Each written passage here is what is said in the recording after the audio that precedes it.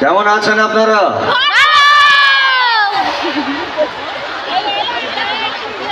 So আর পৌনে 3 ঘন্টা, তারপর কি হ্যাপি নিউ ইয়ার। নতুন বছর শুরু। তো দেখুন, এই নতুন বছর শুরু মানে একটি বছর শেষের সময় আমি কলকাতা থেকে চলে এসেছি আপনাদের মধ্যে নতুন বছরটা যাতে আমার এবং আপনাদের প্রত্যেকের খুব ভালো করে কাটে। সো কিছুক্ষণ বাকি, তবে আমরা তো একটা হ্যাপি নিউ ইয়ার করতেই পারি, তাই না?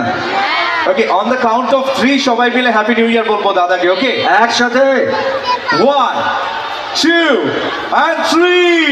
Happy new year. Thank you, thank you.